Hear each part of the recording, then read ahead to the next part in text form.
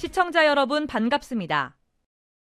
AI 아나운서 로아가 전하는 AI 주말 매거진 서울입니다. 첫 번째 소식입니다. 말도 많고 탈도 많았던 한강버스가 드디어 서울의 모습을 보였습니다.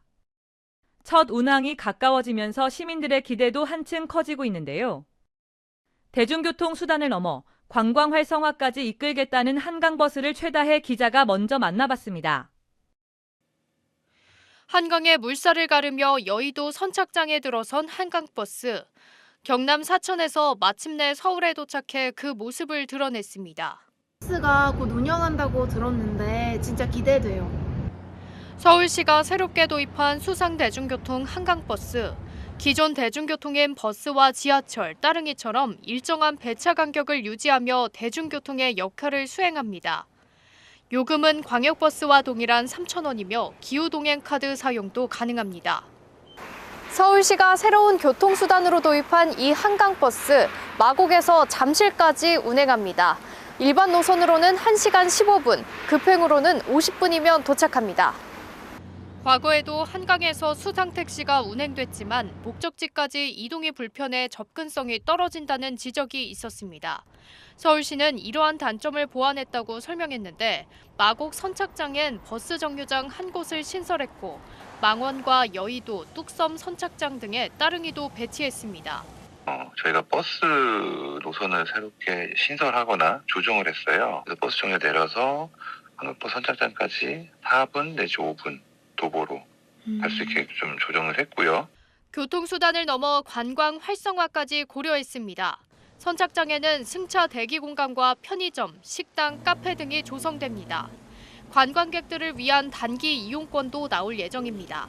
한강을 찾는 이제 관광객들이 이 한강버스 선박을 타고 한강을 다니는 것 자체가 이제 관광의 목적도 충분히 수행 가능하다. 관광객들을 위한 전용 이제 상품들이 있는 거죠. 뭐 1일권이라든가 뭐 3일권.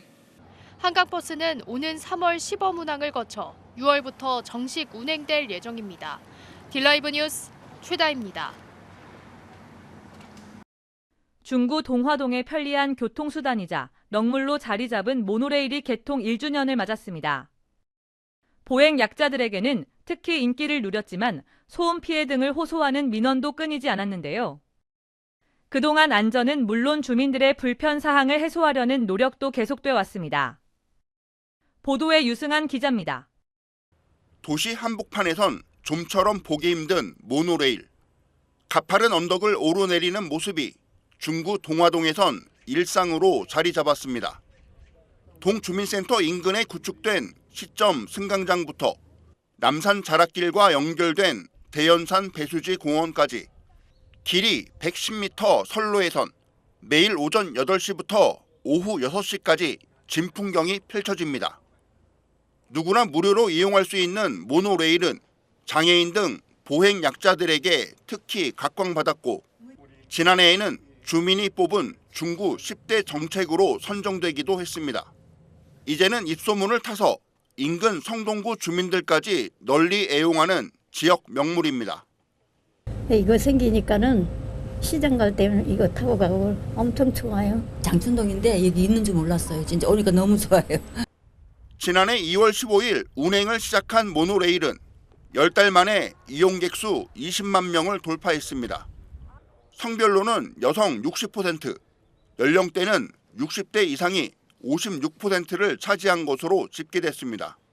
평일 평균 방문객은 약 700명에 달하고 휴일에는 1000명 이상 다녀간 날도 있습니다.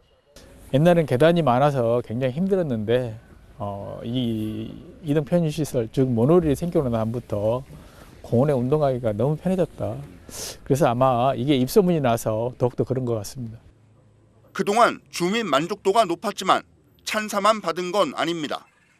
인근 아파트 주민을 중심으로 소음 피해와 사생활 침해 문제가 불거진 겁니다.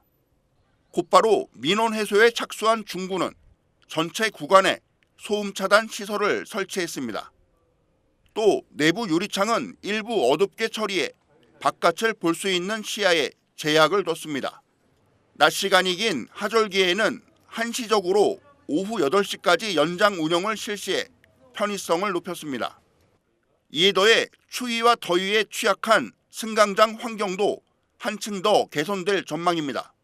여기가 이제 좀 산이다 보니까 고지다 보니까 여름에는 덥고 겨울에는 춥다는 좀 민원이 있어서 저희가 지금 그 승강장에 냉 온풍기를 설치할 예정에 지금 준비를 하고 있습니다. 그러면 지역 주민들이 더 좋은 혜택을 받지 않을까 그렇게 생각을 하고 있습니다. 안전 관리에도 긴장의 끈을 놓지 않고 있습니다. 현장에는 안전 지킴이 인력을 배치했고 시설 점검도 매일 실시하고 있습니다.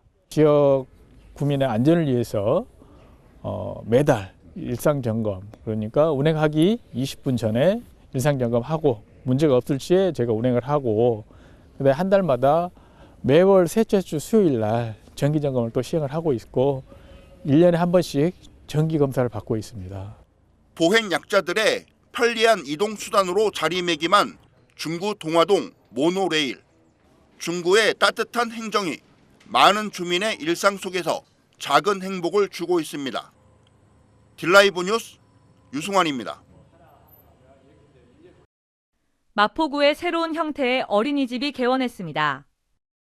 이름하여 베이비시터 하우스 어린이집인데요. 맞벌이 부부를 위해 운영 시간을 대폭 확대하고 조식과 석식 서비스를 제공합니다. 보도의 조성엽 기자입니다. 마포구 공덕동에 개원한 베이비시터 하우스 어린이집입니다. 어린이집에 들어서자 가장 눈에 띄는 건 놀이 공간입니다. 여타 어린이집에 비해 훨씬 큰 규모로 만들어진 데다 클라이밍 체험 등 갖가지 시설도 갖췄습니다. 무엇보다 이곳의 가장 큰 특징은 운영 시간이 길다는 점입니다. 오전 7시부터 오후 10시까지 15시간 동안 운영합니다. 운영 시간이 긴 만큼 차후 수요 조사를 거친 후 조식과 석식 서비스도 제공할 예정입니다. 기존 국공립 어린이집의 내 곁에 직장 보육 서비스를 접목한 그런 마포구만의 특화된 어린이집이라고 할 수 있습니다. 운영 시간을 7시부터 22시까지 하면서 또 필요한 부모님들에게 조식과 석식도 제공하는.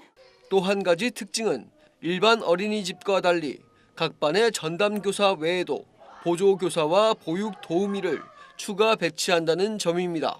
마포구에서 배정한 베이비시터들이 야간까지 보조 활동을 돕습니다. 베이비시터 하우스 어린이집에 현재 원화수는 10명, 정원인 38명에 한참 못 미칩니다. 과거 국공립 어린이집을 등원하려면 기나긴 대기가 필요했지만 현재는 저출산으로 인해 말 그대로 옛날 일이 됐습니다. 이런 탓에 고급화 어린이집을 표방한 베이비시터 하우스 어린이집 역시 손꼽아 원화를 기다리고 있습니다. 저녁은 또 야간 연장 교사가 있고요. 그리고 거기 석식을 제공하거나 조식을 제공할 때에는 베이비시터 전담 인력이라고 해서 저희가 따로 마포구에서 지원을 받습니다. 한편 마포구는 올해 6월 서강동 빗물 펌프장 인근에 제2호 베이비시터 하우스 어린이집을 개원할 계획이라 전했습니다. 딜라이브 뉴스 조성엽입니다. 강동구 천호동의 공공수영장이 문을 엽니다. 천호이동 주민센터 건물 지하에 자리 잡았는데요. 그 현장에 박승주 기자가 다녀왔습니다. 어르신부터 어린아이까지 남녀노소 대기줄에 앉아 있습니다. 정식 개관을 앞두고 임시 운영에 나선 천호 공공수영장을 이용하기 위해서입니다. 그동안 멀리까지 찾아가야 했던 실내 수영장이 이제는 집 근처에 생겼다는 소식에 주민들의 발길이 이어집니다. 수영장이 생겼으면 좋겠다고 생각했어요. 재밌었어요. 수영장 다시 할 생각이 있어요. 강동구 천호동에 공공수영장이 들어섰습니다. 지난해 12월 문을 연 천호이동 주민센터 지하 2층에 수영장이 생긴 겁니다. 총 5개 레인으로 구성돼 있고 8세 이상 강동 구민이면 누구나 이용할 수 있습니다. 재개발로 인해 주민 수가 증가하면서 편의시설에 대한 수요가 늘어났습니다. 그중 수영은 신체적 부담이 적어 노년층도 즐길 수 있는 점에서 공공수영장을 설립하게 됐다고 구는 설명했습니다. 대기 30분 전, 1시간 전부터 계속 대기줄이 길어지고 지역 주민 이용한 다음에 설문조사 같은 걸 해봐도 다 시설에 대해 좀 만족하는 그런 입장이셨습니다. 앞으로 성인 수영과 아쿠아 워킹, 아쿠아 로빅 등 관련 프로그램도 마련될 예정입니다. 공공수영장은 오는 10일 본격 운영됩니다. 딜라이브 뉴스 박승주입니다. 서울 중구는 전국 기초지자체 가운데 가장 많은 전통시장을 품어온 서민 경제 중심지인데요. 무려 50여 곳에 달하지만 문제는 온라인 쇼핑몰의 성장 등 급격한 시장 환경 변화로 존폐 위기에 놓여 있다는 겁니다. 중구청도 사활을 걸고 지원책 마련에 고심하고 있는데요. 지역 상인과 상권 분야 전문가들이 발전 방안을 모색하는 뜻깊은 자리가 마련됐습니다. 보도에 유승한 기자입니다. 학계와 관광, 미식과 상권 분야 전문가들이 전통시장 활성화를 위해 한자리에 모였습니다. 지역 내 전통시장 49개와 2만여 점포들의 생존이 걸린 만큼 공론의 장에는 빈자리가 없을 정도로 열기가 뜨겁습니다. 전문가들이 공통적으로 진단한 필수 과제는 디지털 전환과 차별화된 콘텐츠 개발. 고질적인 취약점은 노후된 시설과 부족한 주차 공간, 유사 품목으로 인한 다양성과 차별성 부족을 꼽았습니다. 무엇보다 상인들의 자발적인 변화 의지가 절실하다는 지적입니다. 전통시장 및 동네 상권 활성이라는 미션 수영의 그 궁극적 목적은 무엇일까? 그리고 이 목적을 달성할 수 있는 동력은 무엇일까? 그 답은 이 자리에 함께 계신 여러분입니다. 즉 공동체라고 생각을 하고요. 지속 가능한 상권 변화를 위해 미식 관광과 결합해야 한다는 의견도 제시됐습니다. 실행안으로는 신메뉴와 굿즈 개발, 시장별 브랜딩, 먹거리와 관광을 연계하는 방안 등이 나왔습니다. 야간 먹거리 투어 같은 거 DDP도 거기에 또 좀 해당이 되니까 약 그 주변에 있는 관광 명소와 잘 연결이 되면 좋을 것 같고요. 먹거리 중심으로 본다면 상품 개발을 할 때 이미 이제 개발된 상품을 전문가들이 한번 와가지고 보고 표준화시킨다거나 약간 이렇게 업그레이드 시키는 상권별 고유 특성을 반영한 차별화된 축제가 절실하다는 의견도 관심을 모았습니다. 외부 단체와 연계해 다양성과 효율성을 동시에 확보하는 전략입니다. 이를 뒷받침할 지속 가능한 원동력은 상인과 주민의 자발적인 교감이라고 강조합니다.